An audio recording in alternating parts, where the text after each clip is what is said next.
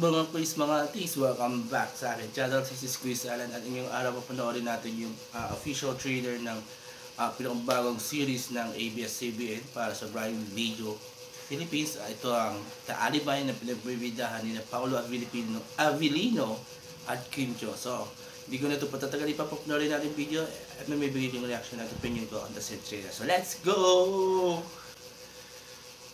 The lie we tell ourselves is the lie that hurts us the most. Dito ka lang, huwag kang lalayo sa aking tabi. Ikaw ang aking pahinga. Kailangan kita. Suspect ako sa isang murder case. Kailangan mo sabihin sa mga pulis na magkasama tayo buong gabi. Nagsisinungaling ako para mabuhay, hindi para pagtakpan ang mali ng iba. Babayad ako. 1,000,000. Hindi magsasarang Cabrera News. I'm just following orders. Sino ka ba sa tingin mo? Scholar ka lang ng tatay ko. Tuta ang trato niya sa'yo. Ano bang halaga ng pagiging Cabrera if all your life you have to beg para sa lahat ng gusto mo?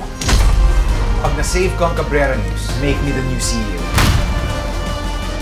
I officially name the new CEO of Cabrera News, Walter Cunana.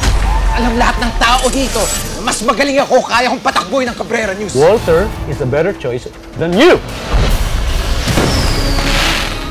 Mr. Vincent Cabrera, nasan ka nung gabing namatay si Walter Cunana? Just tell me the truth, Vincent! You're my wife! Pero ikaw ang unang magbibintang sa akin?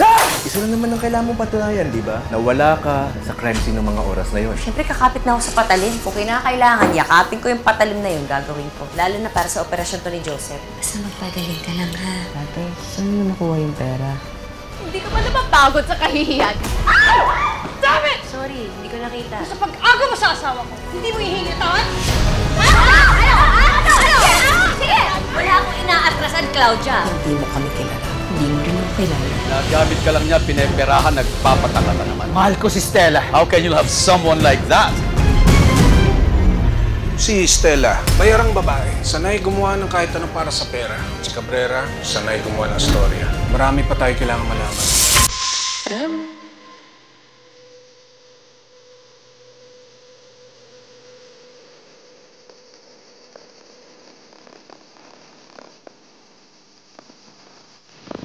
Wala naman ang mawawala sa akin.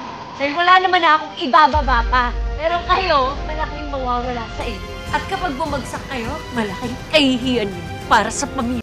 Okay, tayo ko na pala natin yung trailer ng The Alibi na pinagbibinahan ni na Kim Chiu sa Paolo Avellino. And masasabi ko, mukhang maganda, pero intriguing. And even though yung kwento niya, hindi na siya bago para sa akin, pero yung the way they executed the story, maganda. Ang hindi ko lang gusto to sa storyline yung kapit versus real life na nakakasawa ng panoorin sa mga iba't ibang series ng Filipino series, diba? So okay na sana yung ginawang babae siya ni Paolo, pero yung makakaroon pa ng how you call it, sub-story, sub-plot, yung between Kim Chiu sa nung pumapapil na wife ni Paolo, parang yun lang. So everything is okay sa akin, pasado, except that one plot, diba? So yun, in-expect natin magaling yung mga artista, especially Paolo Avellino, Avellino, ang galing niya. And I can say na itong generation na ito, yung generation ni Avellino, ni Paolo, yun yung mga magagaling na artista we have na nag-produce, diba? Then, mga supporting, magagaling rin, especially John Arstine yan, diba? Yun, so kabang-abang, and hopefully, mag-stick sila dito sa ganitong klaseng serye, ang ABS-CBN, yung mga maiksi lang na hindi pinahahaba ng ilang months, na umaba ng 6 to 1 year, diba? Kasi, para ma-maintain yung gagandahan na storyline. So, I hope sana, kung ipapalabas to ng ABS-CBN sa free TV, they will stick to the original story to sa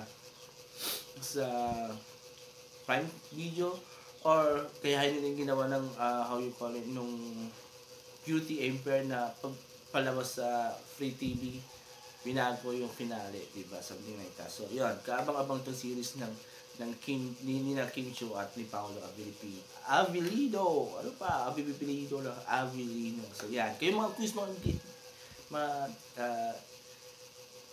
mga taste. Kung gusto nyo pa yung trailer ng The Alibi, mag-comment kayo dito, diba? Mag-comment rin kayo kung gusto nyo yung mga sinabi kong opinion about this trailer. So, there you go. Maraming salamat. Have a nice day and bye-bye.